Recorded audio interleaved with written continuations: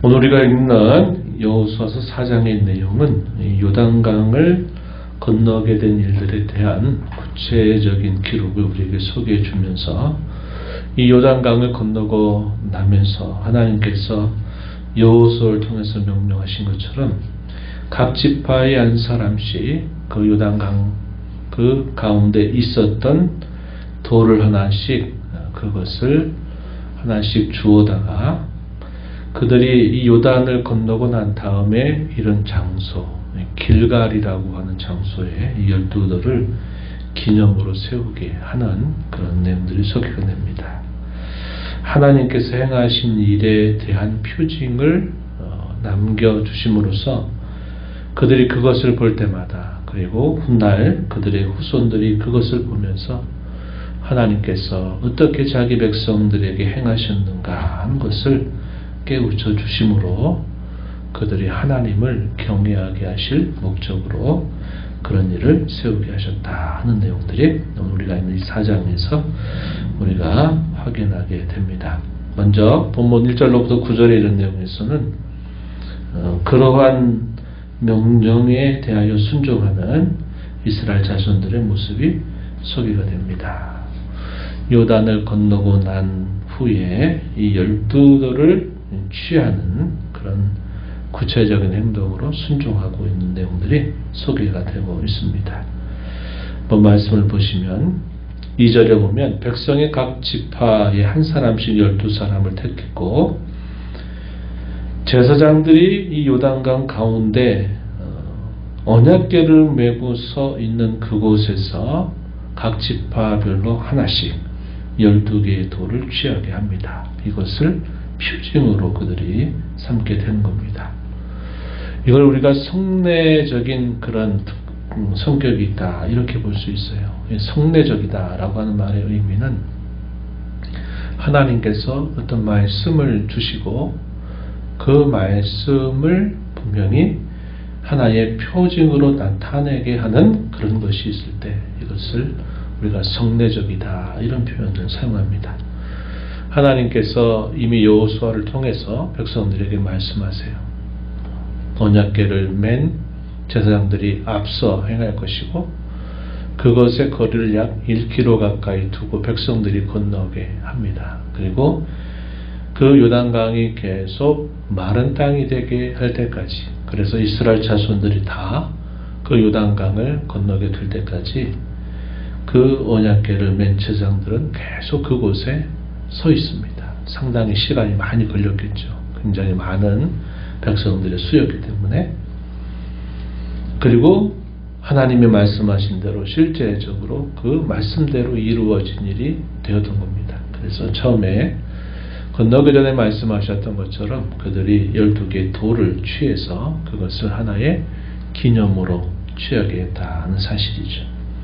그 돌을 가지고 어디로 가느냐 길갈이라고 하는 지역으로 갑니다. 이 길갈은 여리고 동쪽 경계 지역에 해당되는 곳입니다.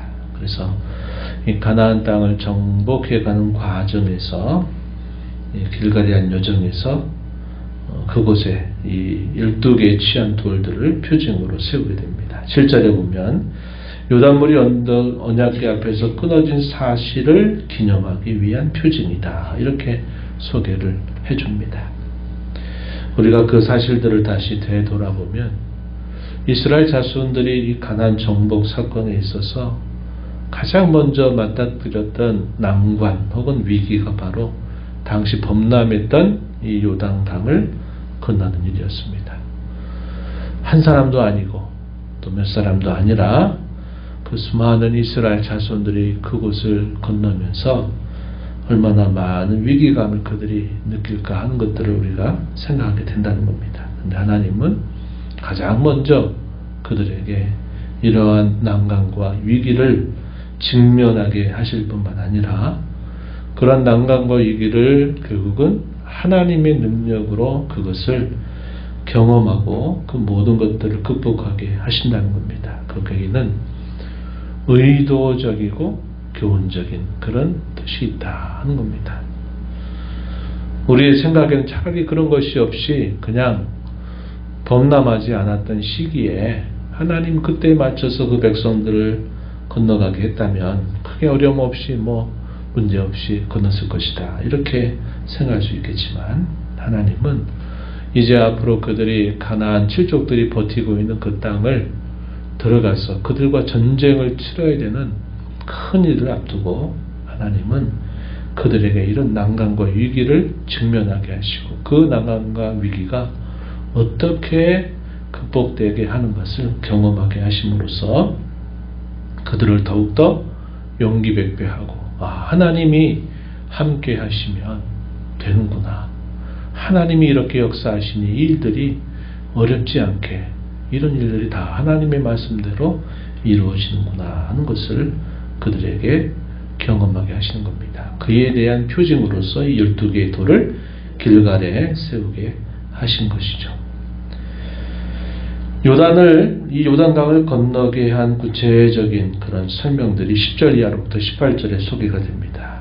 우리가 이미 살펴본 것처럼 이 언약궤를 맨 제사장들이 요단 가운데 서 있습니다. 백성들은 그들이 서 있는 동안에 그 범람하는 요단강을 마른 땅으로 밟고 지나가게 되는 겁니다. 백성들은 속히 건넜다 이렇게 기록이 되어 있고요. 백성들이 다 건너고 난 다음에서야 비로소 이 언약궤를 맨 제사장들이 건너게 되고 그 건너게 되는 과정에서 이미 모세와 요단 동편의 땅을 기업으로 먼저 받았던 두 지파 반 르우벤 자손, 갓 자손과 므낫세 반 지파가 무장해서 선봉대로서 앞장을 서는 모습이 나타납니다. 4만 명 정도가 되는 군사들의 수였다 이렇게 말해요. 우리가 앞에서 읽었던 내용들처럼 이들이 이 신앙에 대하여 아주 좋은 모범과 선례를 보여주는 그런 모습을 나타냈다 하는 것을 우리가 살펴본 것처럼 그대로 그들이 순종으로 응답하는 그런 모습을 보여주고 있습니다. 그런 일이 이제 마무리되면서 하나님께서 여호수아에게 말씀하신 것처럼 내가 이 일을 통해서 내가 너를 백성들 앞에 크게 하겠다. 너가 이제 이 모든 일들을 이끌어갈 만한 지도자가 된다는 사실을 백성들이 너에게 갖게 할 것이다 하신 것처럼 14절에 보면 모세를 두려워하게 하셨던 것처럼 이 여호수아를 두려워하게 하는 결과를 하나님이 여호수아에게 가져다 주십니다. 그리고 마침내 제사장들이 언약궤를 메고 나오게 되는 그 동시에 그 범람했던 그 물이 멈춰서 있었는데 또다시 전과 같이 거기를 범람하게 했다. 이렇게 기록을 해줍니다. 18절 말씀에 우리가 확인한 바와 같아요. 한번 보시면 여호와의 언약궤를 맨 제사장들이 요단 가운데에서 나오며 그 발바닥으로 육지를 밟는 동시에 요단물이 본 곳으로 도로 흘러서 전과 같이 언덕에 넘쳤더라.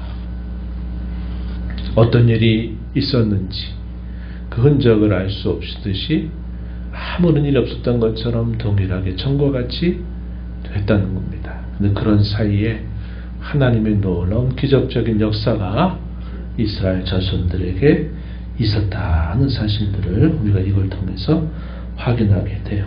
하나님이 말씀하신 대로 행하시는 신실하신 분이다. 그리고 하나님 말씀하신 대로 백성들이 한 마음으로 다 그 말씀에 순종하게 될 때 하나님이 하신 말씀대로 순종했더니 하나님 말씀하신 대로 다 되는구나 하는 것을 그들에게 체험을 통해서 알게 하신 것이다 하는 겁니다.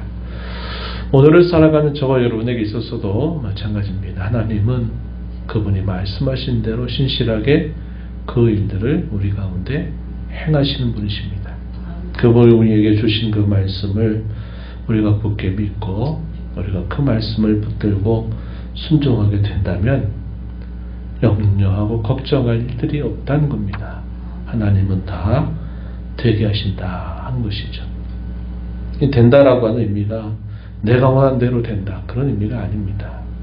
하나님께서 그가 막 약속하신 대로 말씀하신 대로 다 되게 하신다 하는 것을 우리가 다시 보게 되는 것입니다.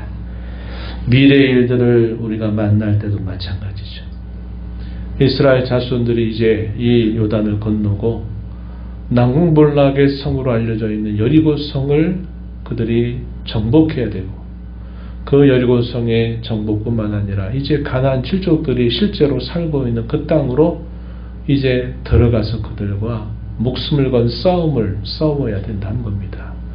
그러한 미래에 그들에게 주어질 많은 낭만과 두려움들 속에서도 그들이 이러한 체험적인 일들을 통해서 하나님이 함께 하시면 되는구나, 하나님이 함께 하시도록 우리는 믿고 순종하게 된다면 결국 이 모든 일들이 그분이 말씀하신 대로 약속하신 대로 되는구나 하는 것을 그들에게 내다보게 하시는 거죠.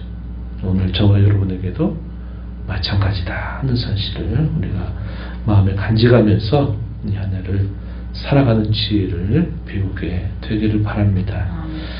이때가 시기적으로 언제냐? 1월 10일에 해당된다 이렇게 말해요. 그래서 그들이 가져온 돌을 길갈에 세우게 됩니다. 이것은 하나님이 행하신 일들, 옛적에 앞선 선대에 이스라엘 자손들이 홍해를 건너도록 그 홍해 가운데 길을 만들어 주셨던 것처럼 이 요단 강도 하나님께서 마른 땅으로 건너게 하셨다는 사실을 그들에게 기억하게 하기 위해서 그 길갈에 이 12개의 돌을 표징으로 세우는 일이 나타난다는 겁니다. 그것은 땅의 모든 백성들에게는 저들과 함께 하신 하나님이 얼마나 강하신 분인가 하는 것을 그들로 알고 두려워하게 하는 것이고, 반면에 하나님의 백성들과 그들의 후손들에 대해서는 하나님이 그와 같이 두려워하고 경외할 분이다 하는 사실을 그들에게 가르치기 위한 목적이 있다 이렇게 소개를 해줍니다. 마지막 24절을 보십시오. 이는 땅의 모든 백성에게 여호와의 손이 강하신 것을 알게 하며 너희가 너희의 하나님 여호와를 항상 경외하게 하려 하심이라 하라. 이렇게 해서 그렇게 표징으로 세운 그 목적은 의도적이고 교훈적이고 분명한 목적을 가지고 있다는 사실을 알려주고 있습니다. 이스라엘 자손들이 홍해를 건너게 된 사건, 또 이 요단강을 건너게 된 사건도 다 하나님의 말씀대로 그분의 은혜대로 된 일임을 우리가 알게 됩니다. 그래서 그들의 모든 여정들은 하나님의 은혜가 없이는 이루어질 수 없는 일이다 하는 사실을 보여주고, 하나님께서 그런 은혜를 베풀어 주시는 목적이 분명히 있다는 겁니다. 그 목적은 결국 그 하나님을 더욱 사랑하고 하나님을 더 굳게 믿고 그분을 경외하게 하시려는 분명한 목적이 있다 하는 겁니다. 우리가 은혜는 많이 받으면서 하나님이 그 은혜를 주시는 그 목적을 주의하지 않고 살아간다면 그건 배은망덕한 태도죠. 좋은 것들은 다 받아놓고 그 좋은 것을 주시면서 더 좋은 것을 주시기 위해 기대하시는 그분의 기대와 목적은 외면한다.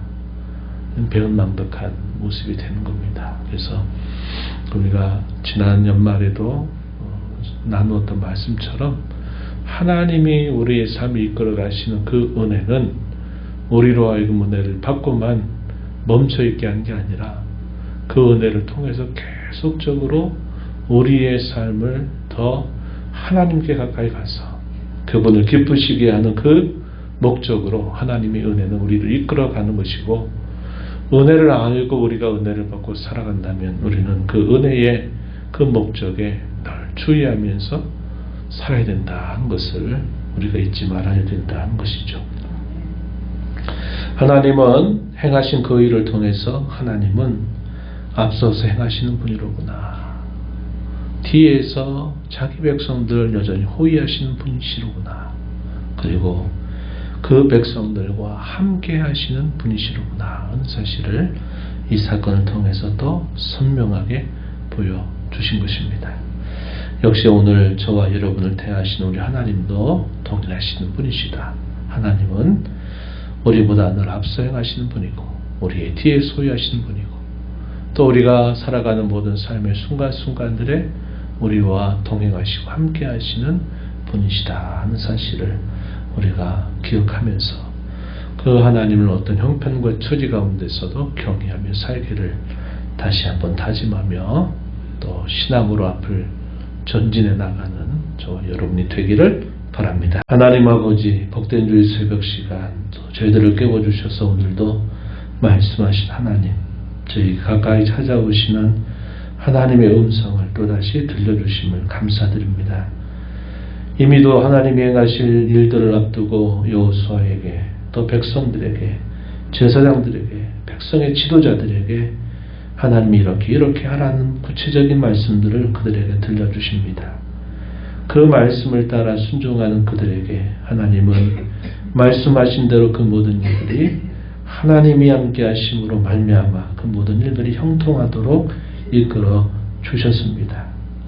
그러한 사실들을 그들의 마음에 새길 뿐만 아니라 오고 오는 모든 후손들이 그 일들을 통해서 하나님이 누구이신가를 알게 하심으로 하나님만을 경외하며 사는 것, 그것이 하나님이 그의 백성들에게 요구하시는 바임을 가르쳐 주셨습니다.